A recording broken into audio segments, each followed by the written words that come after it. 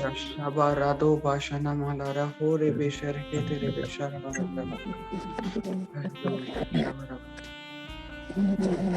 आप लोगों के लिए ये बहुत सारी खुशखबरियां हैं जो परमेश्वर दे रहा है इस समय, और ऐसी योजनाएं हैं जो परमेश्वर ने तैयार कर रखी है।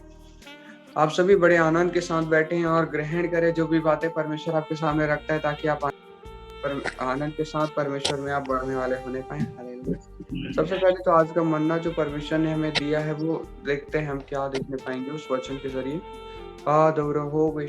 दिया परमेश्वर ने यहाँ पे वचन दिया, तब यीशु उनसे उन्हें मिले और कहा, सुखी रहो, और उन्होंने पास आकर उसके पाँव पकड़कर उसको दंडवत किया। हालेलुया। दंडवत का मतलब क्या होता है? देखिए, आप जब दंडवत करते हैं किसी व्यक्ति को या किसी को भी, ऐसे परमेश्वर को ही दंडवत करते हैं, तो हमें सबसे पहले उस शब्द का अर्थ समझना होता है। योजनाओं को परमेश्वर जब प्रकट करना चाह रहा है तो दंडवत भी करना है हमें। दंडवत का मतलब होता है, जब आप दंडवत करते हैं, समर्पण कर देते हैं, तो आप दोबारा युद्ध नहीं लड़ते, ना उससे कोई बहसबाजी करते हैं उस व्यक्ति से, ना कुछ भी नहीं कहते, आप चुप रहते हैं, क्योंकि आपने समर्पण किया, आपने दंडवत किया परमेश्वर को। दंडवत करने का मतलब पूरी रीति से अपने आप को क्षीण कर देना, कुछ भी अपने नियंत्रण में नहीं लेना। आपको पूरा पवित्र आत्मा को नियंत्रण लेने देना है कि वो आपके शरीर को कब्जा कर ले, पवित्र आत्मा, और आपको अपने अनुसार चलाए। हालेलुया। यही बातें आपको दंडवत करने की ओर लेकर जाती है। और परमेश्वर कहता है कि सुखी रहो। जो सुखी रहेगा वो क्या करता है? एक सुखी व्यक्ति क्या जानता है? कि वो ईश्वर को दंडवत करना जानता है। इसलिए सबसे पहले क्या लिखा है? सुखी रहो। जैसे ये बातें आई उसके बाद उन्होंने तुरंत दंडवत किया। जैसे ही परमेश्वर की उपस्थिति आती है, अपने आप आपका शरीर, आपकी आत्मा दंडवत करती है परमेश्वर को। और इसीलिए इस बात को प्रकट होने के लिए हम आने वाले दिनों में परमेश्वर की योजनाओं को देखेंगे। देखिए, परमेश्वर का वचन कहता है, जिस प्रकार से हम दो बातों को हम देखते हैं, एक तो शरीर है, एक आत्मा है।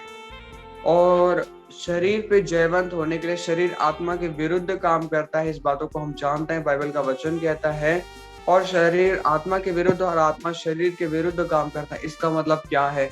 शरीर हमें पाप की ओर ले जाना चाहता है, शरीर हमें परमेश्वर से दूर ले जाना चाहता है, परंतु परमेश्वर की आत्मा हमें किधर ले जाना चाहती है? ईश्वर की ओर। हालेलुया। और जो पाप है वो हमें ईश्वर से दूर ले जाता है, हमें सच्चे परमेश्वर से दूर ले जाता है।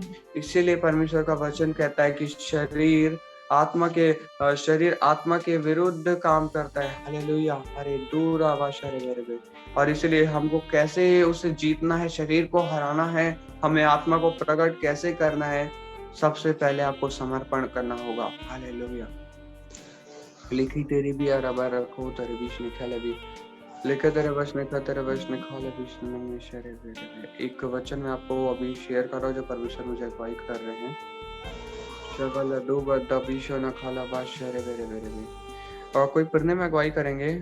रेखा तेरे वचन खाले भी। गलातियों 5:16।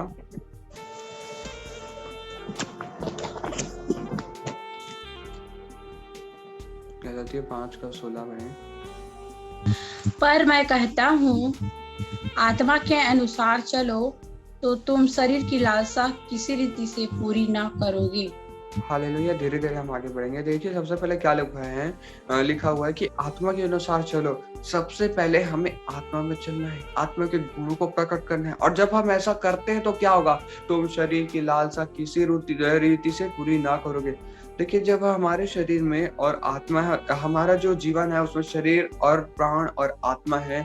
और सबसे ज्यादा प्राण है, उसमें उससे फर्क नहीं पड़ता, परंतु फर्क पड़ता है आपकी आत्मा और आपके शरीर से, क्योंकि ये दो कार्य करने वाली बातें, आत्मा भी कार्य करती है और शरीर भी कार्य करता है। और जब ये दोनों काम करते हैं तो यहाँ पे हम देखते हैं, तुम शरीर की लालसा किसी रीति से पूरी ना करोगे। हालेलुया। आपके पास दो व्यक्ति आते हैं, दोनों ने आपको काम दिया, परंतु क्या आप दोनों व्यक्ति का काम एक समय पे कर पाओगे? किसी एक ही व्यक्ति का काम एक बार में कर पाओगे आप? हालेलुया। आप कितने भी जल्दी उस काम को कर लें, परंतु आपको पहले एक व्यक्ति का काम करना होगा, तभी आप दूसरे व्यक्ति का काम कर सकते हैं। ठीक उसी प्रकार से यहाँ पे परमेश्वर के वचन में हम देखते हैं कि शरीर की लालसा किसी रीति से पूरी ना करोगे। इसका मतलब ये है कि जब आप आत्मा में चलोगे तो अपने आप शरीर की बातें खत्म हो जाएंगी। आप शरीर की बातें कहाँ, आपके पास समय ही नहीं रहेगा शरीर की बातों को प्रकट होने का, आप समय ही नहीं दोगे उसे, आप तो आत्मा को प्रकट करने वाले बनो। आगे पढ़ना सिस्टर। क्योंकि शरीर आत्मा के विरोध में और आत्मा शरीर के विरोध में लालसा करता है, और ये एक दूसरे के विरोधी है, इसलिए कि जो तुम करना चाहते हो वह ना करने पाओ। हालेलुया। देखिए परमेश्वर क्या कहना चाहता है इस गलातियों के पत्र के जरिए। परमेश्वर स्पष्ट करता है कि शरीर आपको दुर्बल करना चाहता है, शरीर आपको परमेश्वर से दूर करना चाहता है। हालेलुया। इसलिए हमेशा हमें सतर्क रहना है, हमें सतर्क रहना है कि शरीर हम पर हावी ना हो, वरन आत्मा ही हावी हो। हालेलुया। रिका तरा दो बाशाना खाला बियारमा। और इसीलिए आने वाले दिनों में जो योजनाएं हैं वो होगी फास्टिंग प्रेयर, उपास प्रार्थना की सभा चालू होगी। और इस उपास प्रार्थना की सभा सामान्य सभा नहीं होगी, हर दिन एक ऐसा प्रचार, एक नया प्रचार आएगा आत्मा का, जिसमें इतना भेद होगा कि आप 7 दिनों में परमेश्वर की 7 गुना सामर्थ, 7 गुना ने 7 के 70वें गुना के हजारों गुना आप अनंत आशीष से बचें। और हर एक दिन सामान्य नहीं होगा, क्योंकि फास्टिंग प्रेयर के साथ आप सभी के लिए प्रार्थना होगी। ओ रबा शंदला दोरिया सरवशन खतरवेशनी खाला भाषा। इसलिए शरीर को हमें डांटना है, हमें शरीर को कूटना है। और शरीर को डांटने और कूटने के विषय में परमेश्वर क्या कहता है, उपवास प्रार्थना को हमें बताते हैं। और इसीलिए आने वाले दिनों में उपवास प्रार्थना होने वाली है। और उपवास प्रार्थना कब से कब होगी, इसी महीने के 22 तारीख से लेकर 28 तारीख तक 7 दिनों की उपवास प्रार्थना होगी। और इन 7 दिनों को उपवास प्रार्थना में 7 तरीके के टॉपिक्स होंगे जो मैं आपको बताऊंगा। 7 दिन क्या प्रार्थना करना है, क्या घोषणाएं करनी है, सारी चीजें मैं आपको बताऊंगा परमेश्वर की अगुवाई में। आपके लिए श्राप और बंधनों को तोड़ने की सेवकाई भी आएगी। इसी के बीच में, इसी फास्टिंग के बीच में आपको श्रापों और बंधनों को तोड़ा जाएगा। इसी सेवकाई के बीच में आपका समर्पण को परमेश्वर परखेगा कि आप कितना समर्पित हैं। जितना ज्यादा आपका समर्पण परमेश्वर ने, जितना ज्यादा आपका विश्वास, उतना ज्यादा आशीष आपके जीवन में खुलेगी। हालेलुया। हालेलुया आमीन।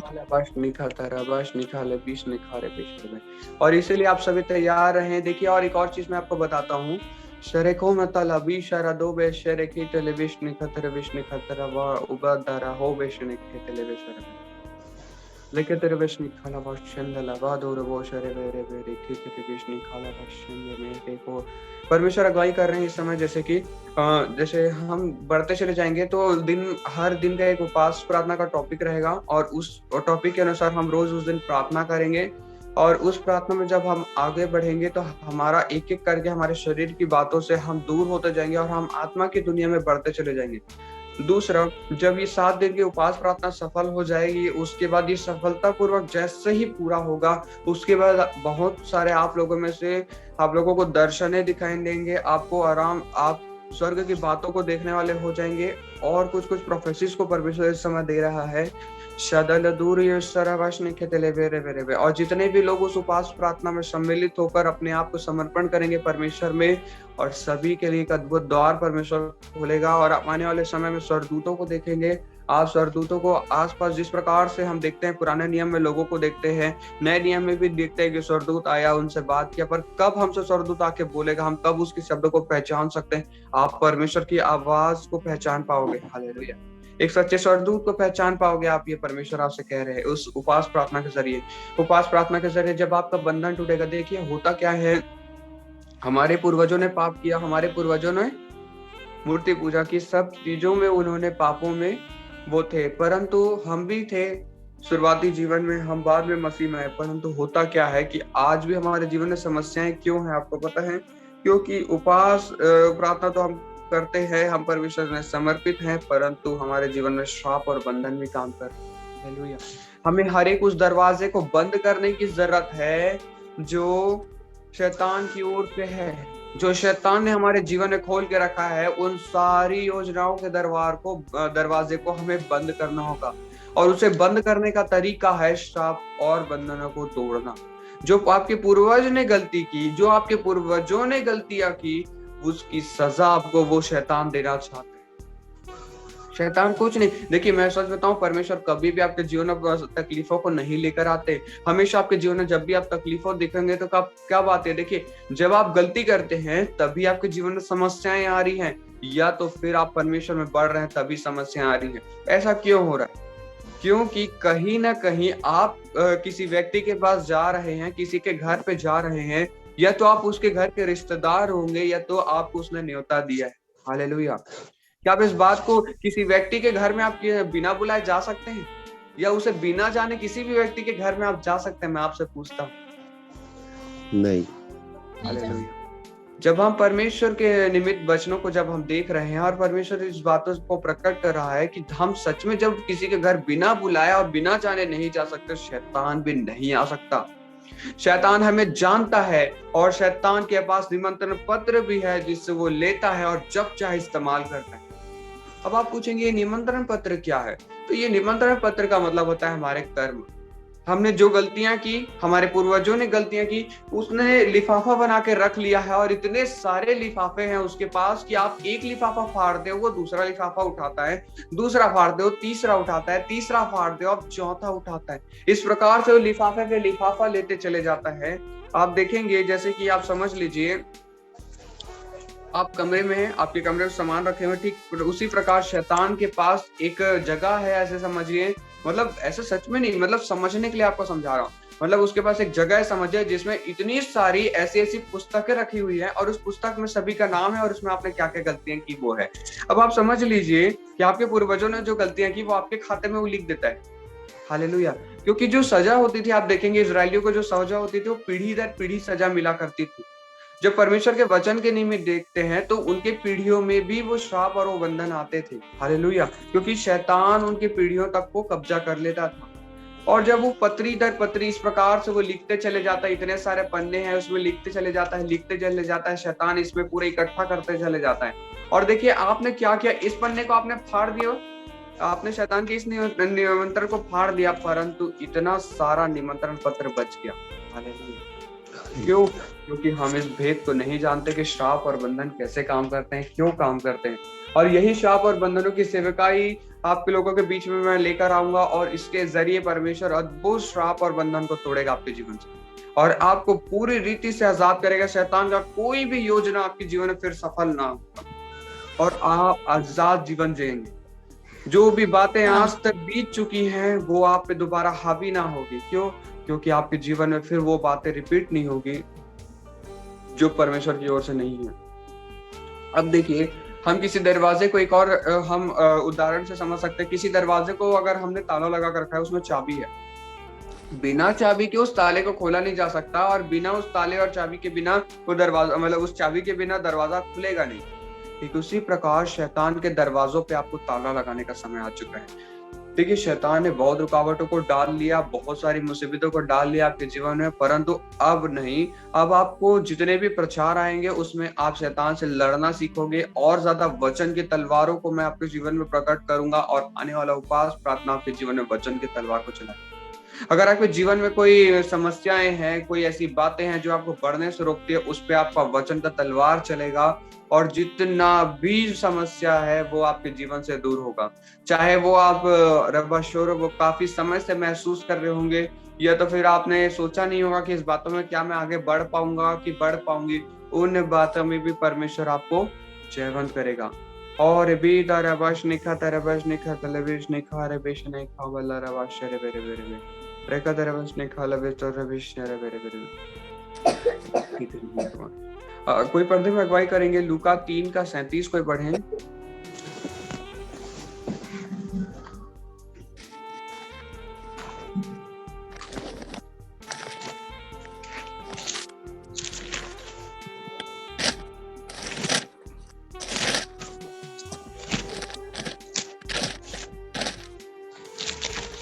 दो का 27 पढ़ेंगे।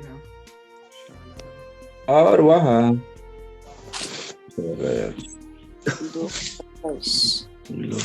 27 नहीं 37, सॉरी माफ करिएगा। लूका 2 का 37 है, 37 है। लूका 2 का 37 है। वह 84 वर्ष से विधवा थी और और मंदिर मंदिर को नहीं छोड़ती थी, पर उपवास और प्रार्थना कर कर के रात दिन उपासना किया करती थी। हालेलुया। तो देखिए हम परमेश्वर की उपासना कैसे कर सकते हैं? हम इस स्त्री से सीखते हैं, जो एक विधवा स्त्री है, ये मंदिरों में रहा करती थी, और इससे हम क्या सीखने को मिलता है कि हम परमेश्वर को समर्पण करें। और साथ ही में आखिरी में लिखा हुआ है कि शरबदोरबा शरबेरबेरबे, वो परमेश्वर की उपासना करती थी। और परमेश्वर की उपासना कैसे करती थी? उपवास प्रार्थना के जरिए। उपासना मतलब परमेश्वर को महिमा देना, परमेश्वर को अपने जीवन में प्रकट करना, ये उपासना कहलाता है। और ये कैसा होगा? जब आप अपने शरीर के ऊपर आत्मा को हावी करेंगे, और इसके लिए आपको उपवास प्रार्थना करनी जरूरी है। हालेलुया। एक और वचन आप जल्दी से पढ़ने में अगुवाई करें। शलरहोर या मती मती नहीं, लूका 5:33 आप पढ़े। लूका 5:33।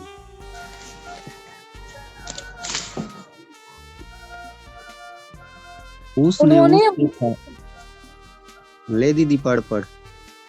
उन्होंने उनसे कहा, यूहन्ना के चेले तो बराबर उपवास रखते और प्रार्थना किया करते हैं, और वैसे ही फरीसियों के चेले भी, परंतु तेरे चेले तो खाते पीते हैं। हालेलुया। हालेलुया। देखिए यीशु मसीह यहाँ पे जब चेलों के साथ थे, तो वो उपवास प्रार्थना नहीं किया करते थे, क्योंकि यीशु मसीह उनके संग और साथ चला करते थे। जब दूल्हा उनके साथ था, शरीर की बातें उन पर उतनी हावी नहीं हो पा रही थी, वरन आत्मा की बातों में ज्यादा चल पा रहे थे।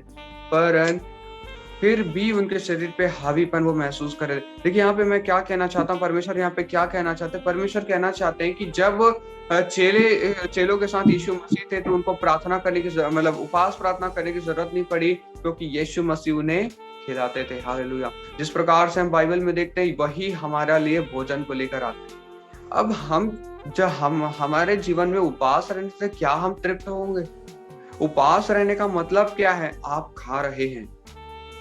हाँ, ये बातें सच हैं कि आप उपवास में खाते हैं। क्या खाते हैं? आप सामान्य भोजन नहीं, शरीर के भोजन नहीं, आप आत्मा का भोजन खाते हैं। जब आप उपवास रखते हैं, तो आपका भोजन जो है, स्वर्ग का जो मन्ना है, जो स्वर्ग की आशीष है, उनको आप ज्यादा से ज्यादा खाते हैं और ग्रहण करते हैं। आप शरीर के भूख को हटाकर आप आत्मा की भूख में बढ़ने लगते हो, और यही उपवास प्रार्थना है। जैसे ही आप उपवास प्रार्थना करते हो, आपका शरीर आपके एक तरफ हो जाता है, और आत्मा का भूख आपके एक तरफ। आपको और ज्यादा भूख और ज्यादा प्यास परमेश्वर की आती है, और वही आपको उपवास प्रार्थना में लेकर जाती है। और उपवास प्रार्थना के जरिए आपकी आत्मा तृप्त की जाती है, क्योंकि आपकी आत्मा उस समय खाती है। और परमेश्वर क्या कहता है कि मुझे खाओ और मुझे पियो और तृप्त रहो। तो परमेश्वर का वचन इस प्रकार से क्यों कहता है? क्योंकि शरीर जो परमेश्वर का वचन है, वही आदि में वचन था, वचन परमेश्वर था। और जब परमेश्वर का वचन ही परमेश्वर है, तो जब हम वचनों को ग्रहण करते हैं, उपवास प्रार्थना को ग्रहण करते हैं, उसकी उपासना करते हैं, जिस प्रकार से उस स्त्री को आपने देखा, तो हम अपने जीवन में क्या खा रहे हैं? वचनों को। और जितना ज्यादा आपके जीवन में वचन को आप खाएंगे, उतना ज्यादा आप तृप्त होंगे, उतना ज्यादा आपके जीवन से वो बातें प्रकट होगी। हालेलुया। शबला दूरा पाशरे के तेरे भी। देखिए एक और मैं उदाहरण परमेश्वर यहाँ पे रखने को कह रहे हैं। ऐसा समझिए, आज तक जिस भोजन को आपने नहीं खाया, क्या आप उसका स्वाद बता सकते हैं?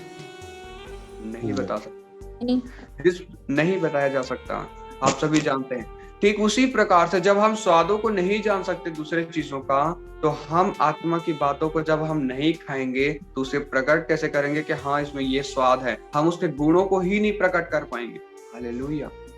हमें जब बहुत अच्छा कोई भोजन मिलता है, तो हम कैसे बताते हैं हाँ बहुत अच्छा है? हमारे चेहरे की जो चेहरे से हाँ कोई व्यक्ति बता सकता है कि हाँ ये आदमी आनंदित है, ये खुश है। कैसे? हमने जब भोजन खाया तो हमें अच्छा लगा, और वो हमारे जीवन में प्रकट हुआ। ठीक उसी प्रकार हम जब आत्मा के भोजन को खाएं, तो आत्मा की बातें भी हमारे जीवन में प्रकट हो। यही परमेश्वर चाहता है। देखा लाबाश लिखा तेरी भी शर्म। और जब हम उपवास प्रार्थना रखते हैं, तभी परमेश्वर के और ज्यादा निकट और ज्यादा भोजन को हम ग्रहण करने वाले होते हैं। अब दूसरा हम देखेंगे, एक बात को समझेंगे कि क्या उपवास प्रार्थना रखना है तो कैसे, मतलब हमें 24 घंटे रखना है? क्या हमें दिन भर नहीं खाना है? क्या 7 दिनों तक हमें बिल्कुल नहीं खाना है? देखिए ऐसा नहीं है, परमेश्वर का वचन ऐसा नहीं कहता। परमेश्वर उपवास के विषय में क्या कहता है हमें इसे समझना है। शाला 2 बार रिखा तेरे बीच निकाले भी रबा लेके तेरे बीच निका तेरे बीच निकाले भी शरबा रबा लबा रखो तेरे बीच शरबा एक एक वचन परमेश्वर अगुवाई कर रहे हैं। शाला 2 महारिया रबा शरबा तेरे बीच निकाले लेके तेरे बीच निका तेरे बीच। पहला कुरिन्थियों 7 का 1 पढ़ेंगे।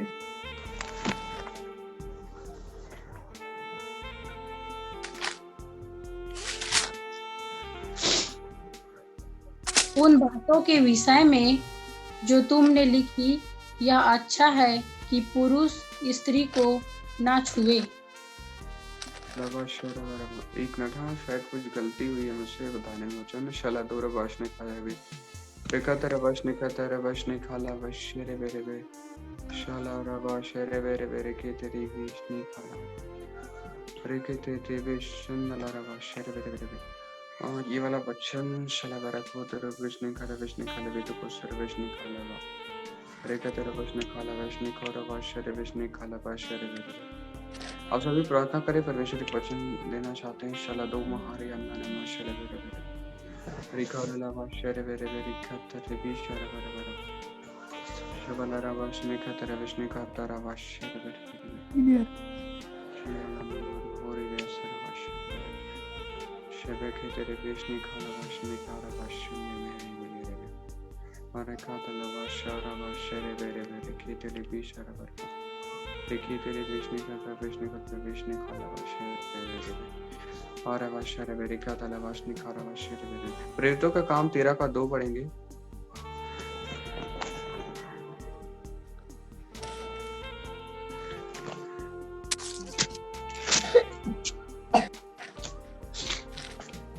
जब वे उपास सहित प्रभु की उपास कर रहे थे तो पवित्र आत्मा ने कहा, मेरे लिए बसाने वाले तामुल को उस काम के लिए आगे कर जिसके लिए मैंने उन्हें बुलाया है।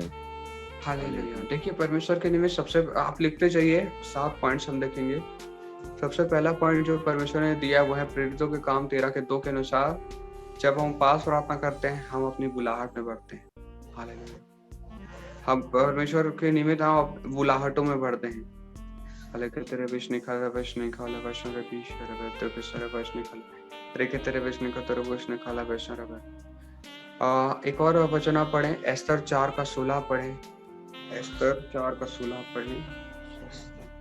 पहला पॉइंट आपने सभी ने लिख लिया ना। पहला पॉइंट है प्रेरितों के काम 13 के 2 के अनुसार हमारी बुलाहट खुलती उपास प्रार्थना से।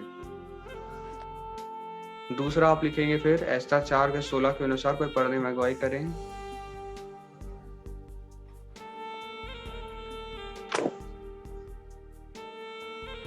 हालेलुया।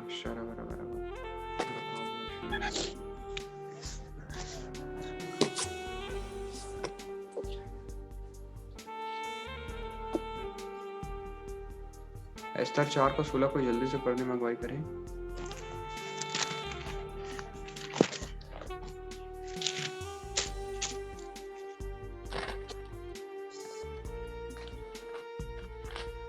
निकाल दे।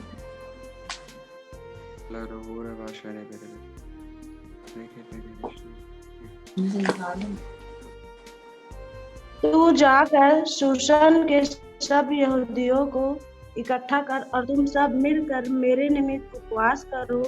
3 दिन रात न तो कुछ खाओ और न कुछ पियो। मैं भी अपनी सहेलियों सहित इसी रीति उपवास करूंगी और ऐसी ही दशा में मैं नियम के विरुद्ध राजा के पास भीतर जाऊंगी और यदि नष्ट हो गई तो हो गई। देखिए यहाँ पे कितनी अद्भुत बात को हम देखते हैं। एस्तर जो है वो जब इस बातों को रखती है और राजा के सामने जाने की बातों को कहती है, उससे पहले लोगों से क्या कहती है? उपास प्रार्थना। तो दूसरा पॉइंट आप लिखेंगे एस्तर 4 के 16 के अनुसार सबसे पहले उपास प्रार्थना रखी जाती है परमेश्वर की अगुवाई पाने के लिए। दूसरा पॉइंट आप लिखेंगे परमेश्वर की अगुवाई पाने के लिए। तीसरा आप लिखेंगे परमेश्वर की सुरक्षा के लिए। और चौथा पॉइंट आप लिखेंगे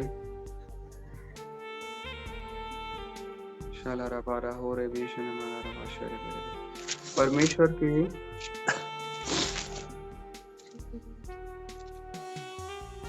लेकिन तेरी बीच नहीं खाला परमेश्वर की योजना को प्रकट होने के लिए। चौथा पॉइंट आप देखेंगे परमेश्वर की योजना को प्रकट होने के लिए। तो ये 3 बातों को हमने इस वचन से देखा। एक और वचन हम जल्दी से देखेंगे, नेहमिया 1:4।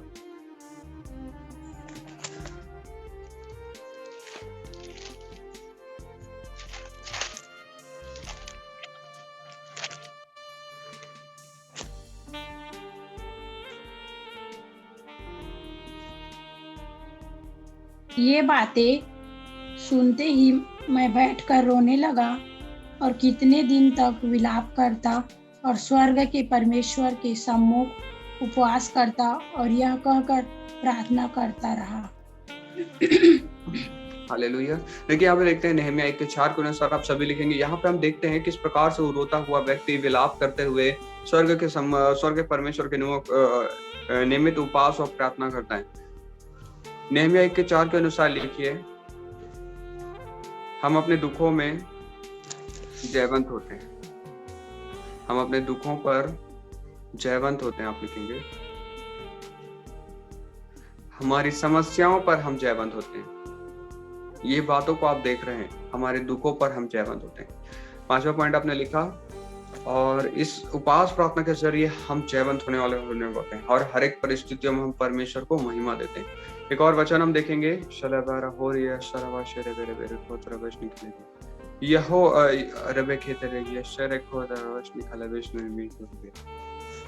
योएल 2:12 पढ़ेंगे।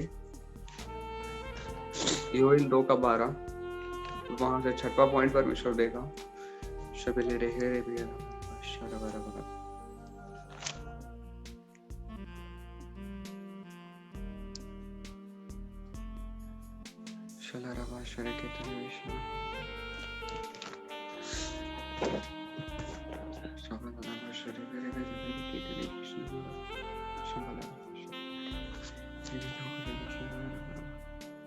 तो भी यहोवा की यह वाणी है, अभी भी सुनो, उपवास के साथ रोते पीटते अपने पूरे मन से फिरकर मेरे पास आओ। हालेलुया। परमेश्वर किस लिए रोने को कहता है? किस लिए रोने और पीटने की यहाँ पे परमेश्वर बातों को कहता है? क्योंकि जो पाप है उसकी क्षमा के लिए। आपका हृदय कैसा होना चाहिए कि परमेश्वर मुझे बचा ले, मुझे इन पापों से दूर ले चल करके। तो इस वचन के जरिए उपवास प्रार्थना से हमारे पाप क्षमा होते हैं। लिखिए, उपवास प्रार्थना से हमारे पाप क्षमा होते हैं। 6वां पॉइंट है ये, उपवास प्रार्थना से हमारे पाप क्षमा होते हैं। 7वां पॉइंट लिखेंगे और फिर 7वें में लिखिए, चेतावनी करके लिखें, चेतावनी लिखें और वचन निकाले मत्ती 6:16।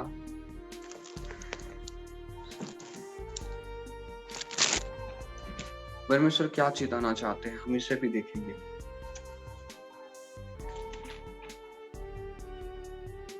जब तुम उपवास करो बड़ी समान तुम्हारे मुंह पर उदासी ना छाई रहे, क्योंकि वह अपने मुंह बनाए रहते हैं ताकि लोग उन्हें उपासी जाने। मैं तुमसे सच कहता हूँ कि तू अपने प्रतिफल पा चुके। हालेलुया, प्रतिफल पा चुके। जिस दिन आपने परमेश्वर को समर्पण किया उसी दिन आपको उसका प्रतिफल मिल चुका है। अब ये क्या बातें हैं? देखिए, उन्होंने तो उनके विषय में कहा ना, जो उपवास प्रार्थना ढोंगी के विषय में रखते हैं, परंतु उनको उनका प्रतिफल मिल गया। नहीं, यहाँ पे एक भेद है जो आपके लिए भी परमेश्वर रखा है, और ये भेद क्या है आप जानते हैं? कि वो प्रतिफल जो भी आप योजना परमेश्वर के निमित्त रखते हैं, पिता आज मैं प्रार्थना करती हूँ या करता हूँ, आज मैं उपवास रखूंगी, पूरा समर्पण, एकदम नियंत्रण ले लीजिए पवित्र आत्मा मेरे ऊपर, ऐसा करके उपवास प्रार्थना रखूंगा करके आप जब बोलेंगे ना परमेश्वर से, आप उसी समय नियंत्रण में आ जाएंगे परमेश्वर के। पर जिस दिन आप उपवास प्रार्थना करते हैं तो फिर उस दिन क्या होता है? उस दिन आपकी आत्मा प्रकट होती है और जो गुण आपको उस दिन मिला है ना, वो बातों को कहने से वो गुण निकल कर आगे आता है। बस यही उपवास प्रार्थना में होता है। और हमें उपवास प्रार्थना के निमित्त 7वीं जो चेतावनी है उसे लिख लें कि लोगों को देखकर नहीं और लोगों को दिखाने के लिए नहीं उपवास करना है। लोगों को दिखाने के लिए उपवास नहीं करना है। तो ये वचनों को जब आप देखते हैं और इन वचनों के जरिए आप सब बातों को देखते हैं, तो आपको अब क्या करना है? सामर्थ्य बनना है। और सामर्थ्य के कामों को खोलने के लिए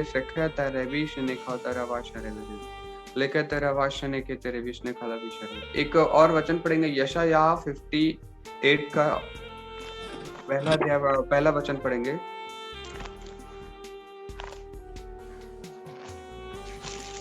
यशायाह 58 का पहला वचन।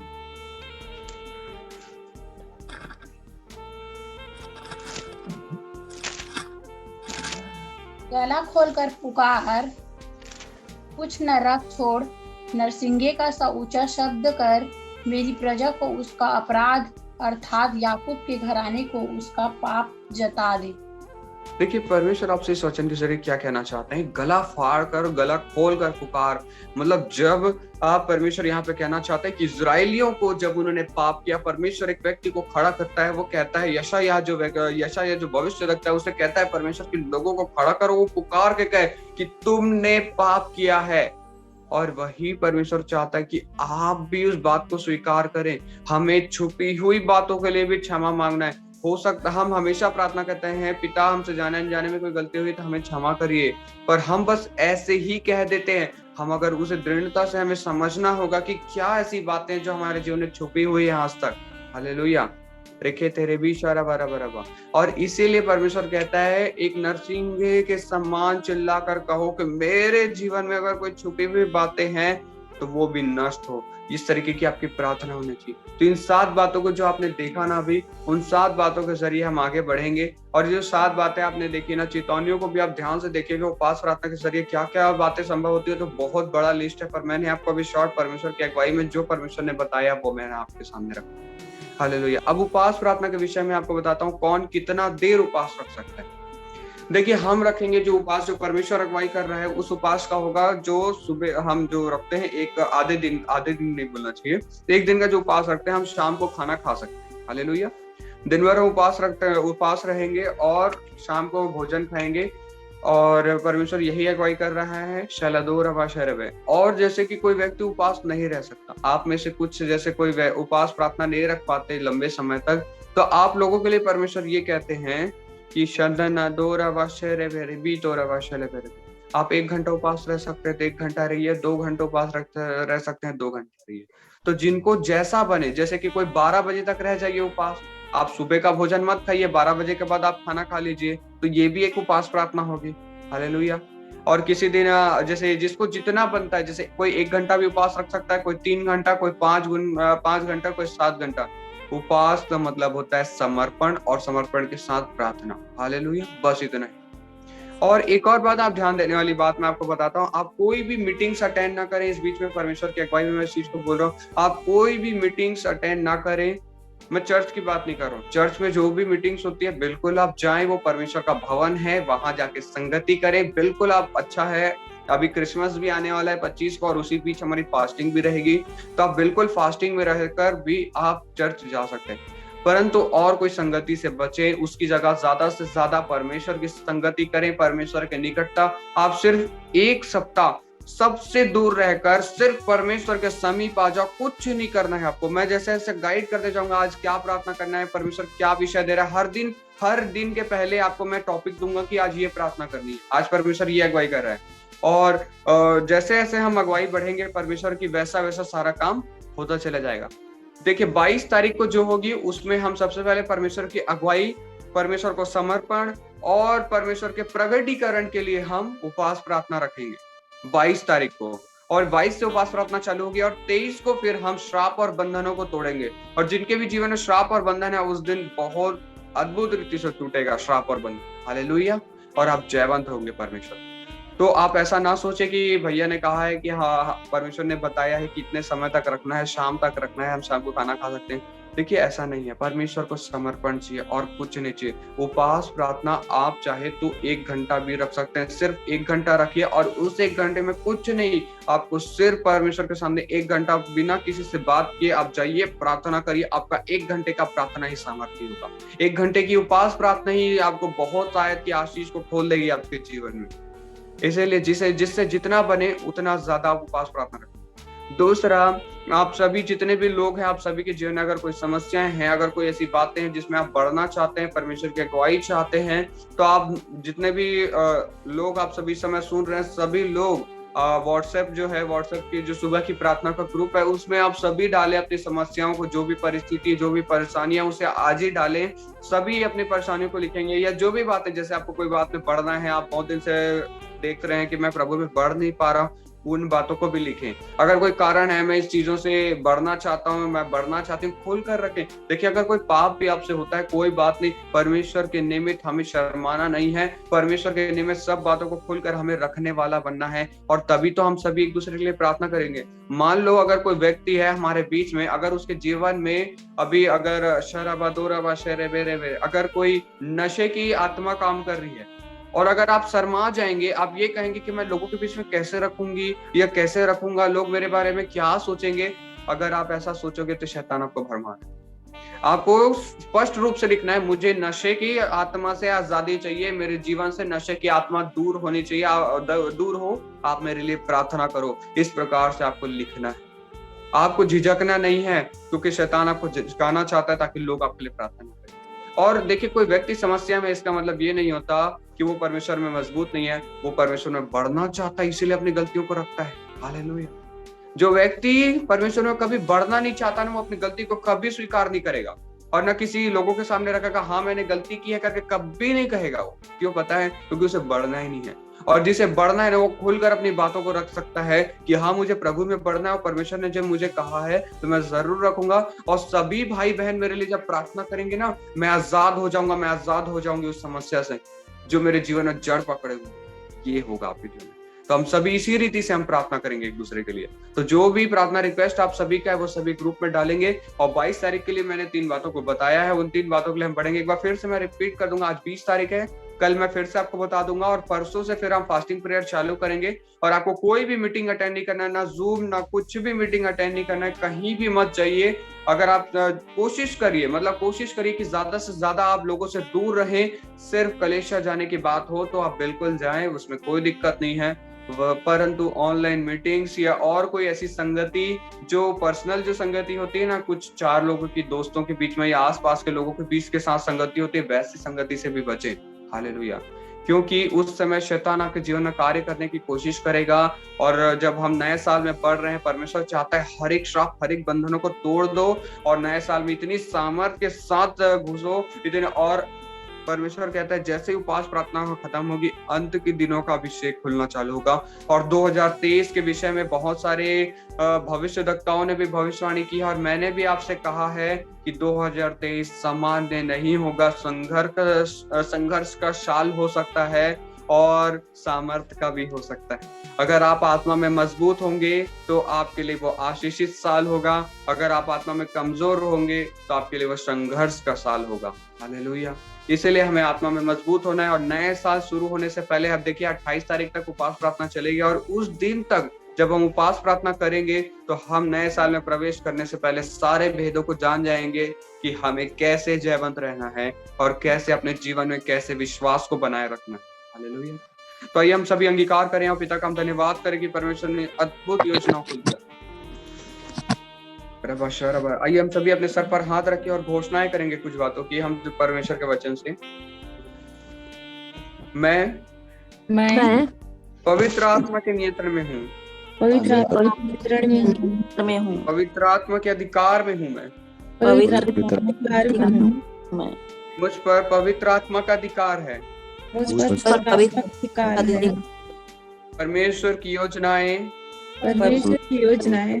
मेरे लिए है। परमेश्वर की योजनाएं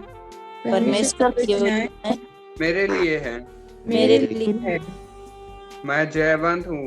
मैं मैं जयवंत हूँ।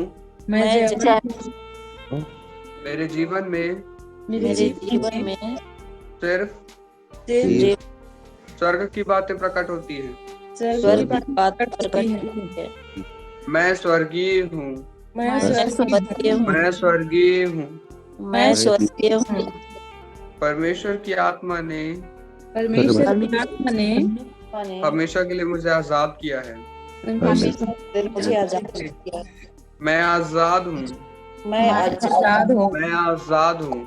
मैं आजाद हूँ। मैं आशीषित हूँ। मैं मैं आशीषित हूँ। आशीषित हूँ। परमेश्वर मुझसे प्रसन्न है। परमेश्वर मुझसे प्रसन्न है। परमेश्वर मुझसे प्रसन्न है। परमेश्वर मुझसे प्रसन्न है। परमेश्वर मुझसे प्रसन्न है। परमेश्वर मुझसे प्रसन्न है। यीशु के नाम और यीशु के लहू के द्वारा यीशु के नाम और यीशु के लहू के द्वारा सारे अधिकार का हम अपने जीवन में घोषणा करते हैं। सारे को हम घोषणा करते हैं। आमीन आमीन आमीन आमीन। आमीन। सभी ने उपास प्रार्थना के विषय में सुना है। आइए हम मिलकर प्रार्थना करें और फिर हम इस बात को परमेश्वर के निमित्त रखें और धन्यवाद करें। पिता का शल बरा बरा खोत्र विष्णु खारा बशर मेरे रखा तेरे भाषा ले बरा बरा खोत्र विशल मेरे। आइए हम मिलकर प्रार्थना करें। पिता का हम धन्यवाद करें। पिता परमेश्वर पिता एक बार फिर आपके समीप आते हैं। पिता आपका धन्यवाद करते हैं पिता आपका धन्यवाद करते हैं कि आपने एक अद्भुत योजना को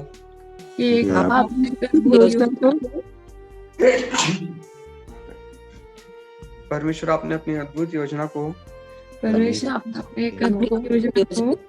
हमारे लिए तैयार किया है। हमारे लिए किया है। पिता आप हमें अपनी सामर्थ्य में बढ़ा रहे हैं। अपने सामर्थ्य बढ़ा रहे हैं। इस बात की मैं घोषणा करता हूँ। इस बात को करती हूँ। हर एक परिवार को पिता अपने अपने लहू में छिपाया है। छिपाया है। पिता आपने हर एक को अपने पंखों तले ढापे रखा है। अपने पंखों तले ढापे रखा है। पिता हर एक परिवार के ऊपर सबसे ऊंचे स्वर्ग की आशीषों को खोलकर उंडेलते हैं। सबसे ऊंचे स्वर्ग की परिपूर्णता को उंडेलते हैं। हर एक के जीवन की समस्याओं को यीशु के नाम से खंडित करते हैं। हर एक परिवार आशीषित है। हर एक परिवार सुरक्षित है। हर एक परिवार जयवंत है। पिता बच्चों को आशीषित करते हैं। उनके पढ़ाई को आशीषित करते हैं। और इन दिनों बच्चों की परीक्षाएं चल रही है। उसमें आशीष की घोषणा करते हैं। पिता आपके राज्य के लिए वो बहुतायत का फल लाए। आपके राज्य के लिए का फल लाए। और पिता सभी बातों के जरिए आप अपनी महिमा को लीजिए। और अपनी महिमा लीजिए। हर एक बातों के लिए आपका धन्यवाद करते हैं खुदा। हर एक धन्यवाद कर कि आपने हमारे लिए पूरा कर दिया है। पिता आने वाले दिनों में उपवास प्रार्थना होने जा रही है। पिता उसमें हमारे साथ ज्यादा से ज्यादा लोग जुड़े और उनका भी जीवन बदलने वाला होने पाए। हर एक के जीवन में उस से सांपों और बंदरों से आजाद होने पाए, आजाद होने पाए, हर एक बलवा करने वाली बातों से हर एक गलत करने वाली बातों से स्वतंत्र होने पाए। स्वतंत्र होने पाए। जूम मीटिंग को आशीषित करते हैं आशीषित करते हैं कि कि और भी प्रभु का भेद और भी प्रभु अभी जो आत्मा में है आत्मा प्रकट हो, प्रकट हो और उन भेदों के जरिए और उनके जरिए हर एक के जीवन में हर एक जीवन में अनंत आशीष खुले। अनंत आशीष मिले। धन्यवाद पिता, आपने प्रार्थना को सुना है, धन्यवाद पिता, अपनी प्रार्थनाओं को सुना, दया से ग्रहण किया दया से किया और प्रार्थनाओं को सुनकर और प्रार्थनाओं को सुनकर आपने हर एक को चंगा किया है। आपने हर एक को किया है। इस बात की हम घोषणा करते हैं। इस बात की हम घोषणा करते हैं। पिता, हम इस बात की घोषणा करते हैं हम इस बात की घोषणा करते हैं। हर एक की नौकरी आशीषित है, हर एक की आशीषित है, हर एक के व्यापार आशीषित है, हर एक के व्यापार आशीषित है, हर एक के खेत आशीषित है, हर एक की आशीषित है। उनके खत्ते उनके खत्ते मेरे खत्ते मेरे स्वर्गीय धन से परिपूर्ण है, स्वर्गीय धन से परिपूर्ण है, जो पिता ने दिया है जो पिता ने किया है और वो महिमा सहित है। और महिमा से धन्यवाद पिता, इन आशीषों को आपने खोला। धन्यवाद पिता, खोला। पिता, आपका वचन कहता है पिता आपको कहता है जो कुछ तुम प्रार्थना में मांगो जो कुछ तुम प्रार्थना में मांगो तो प्रतीति कर लो तो प्रतिदिन कि तुम्हारे लिए हो गया। कि तुम्हारे लिए हो गया। पिता, हम प्रतीति करते हैं, पिता हम करते हैं, हम विश्वास करते हैं हम विश्वास करते हैं जितने भी बातों को हमने प्रार्थना में मांगा है जितनी भी बातों को हमने प्रार्थनाओं में मांगा है आपने उसे पूरा कर दिया है। आपने उसे पूरा कर दिया है।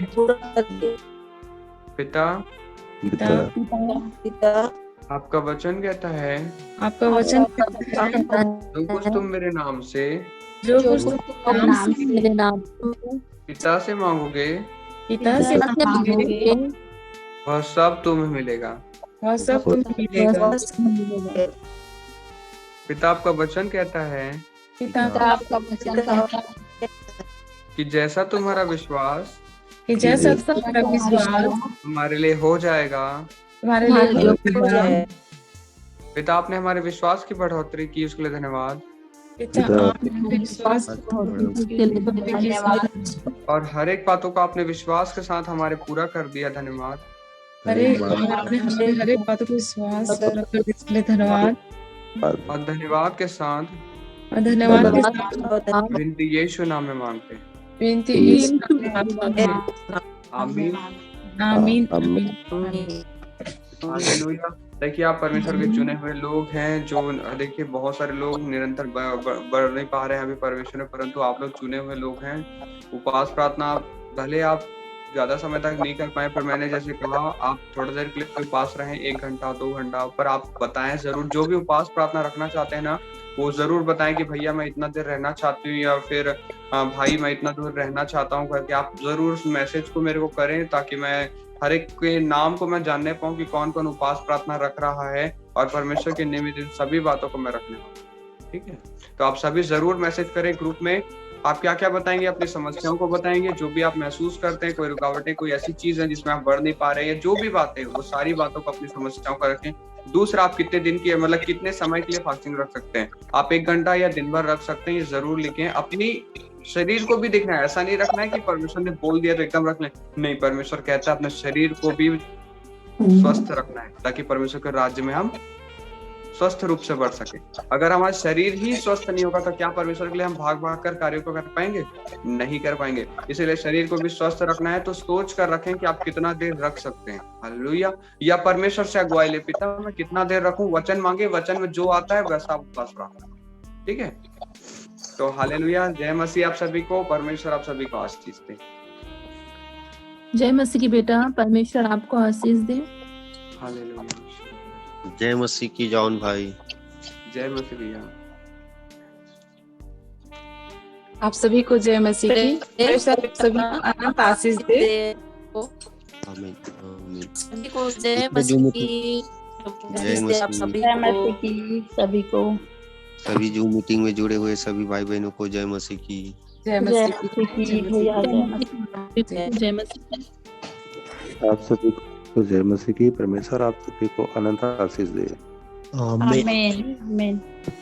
आमीन आमीन। आमीन। जॉन बेटा, जी आंटी जी बताइए। हाँ, ये हमें परमेश्वर को कैसे समर्पण मतलब करेंगे हम?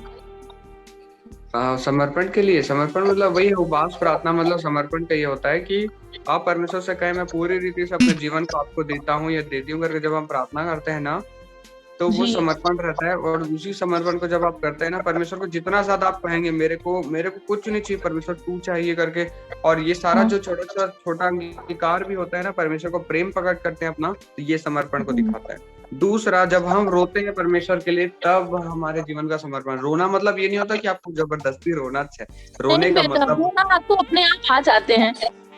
नहीं, वैसा नहीं। मैं रोने के विषय में परमेश्वर के निमित्त ये कहना चाहता हूँ, रोने का मतलब होता है दिल की गहराई। हम कब रोते हैं? जब हमारे दिल एकदम गहरा, एकदम हम दिल से कोई बातों को महसूस करते हैं, तब हमारे जीवन में आंसू आते हैं। हालेलुया। तो गहराई से जब हम परमेश्वर के लिए प्रार्थना करते हैं, तब वो सारी चीजें हमारे लिए कार्य करती है। तो वो उस वैसे बीच ही में हालेलुया। उस बीच में हमें क्या प्रार्थना करना है जो मैं हम अपने आप बताऊंगा को ना, समर्पण करेंगे? मतलब हर एक दिन के लिए मैं टॉपिक भी बताऊंगा, कैसे प्रार्थना करना है, अच्छा क्या अच्छा अच्छा। अंगीकार करना है, सब मैं एक एक दिन बताऊंगा। जी जैसे कि बेटा। 22 तारीख होने वाला रहेगा ना, मैं 21 तारीख को सारी चीजें मैं बताना चालू करूंगा। कल है ना 21, तो मैं कल ना आपको बताऊंगा, वचन लेकर आऊंगा मैं कि ये वचन को जी आप जी पढ़ना, इसको अंगीकार करना कर, ऐसा जी होगा। जी समर्पण के जी अंगीकार भी मैं लेकर आऊंगा, और समर्पण की प्रार्थना क्या होगी मैं लेकर आऊंगा, और ग्रुप में भी डालूंगा उस चीज को। जी ऐसा, जी। ठीक है। आमीन आमीन। परमेश्वर आपको ठीक है। आशीष दे बेटा। जय मसीह। आमीन हालेलुया। परमेश्वर आपको आशीष दे। ओके, हम मीटिंग को एंड कर रहे हैं। आप सभी जरूर से याद से मैसेज को जरूर करें, सभी मैसेज करेंगे, सभी के लिए प्रार्थनाएं होने वाली है, सभी का नाम लेकर हम प्रार्थना करेंगे और अद्भुत आशीष खुलेगी आप लोगों को। ठीक है, फिर आप जी सभी बेटा को जी। जय मसीह। आज के दिन में परमेश्वर बढ़ाए। जय मसीह। बेटा, प्रभु आशीष दे आपको। आमीन।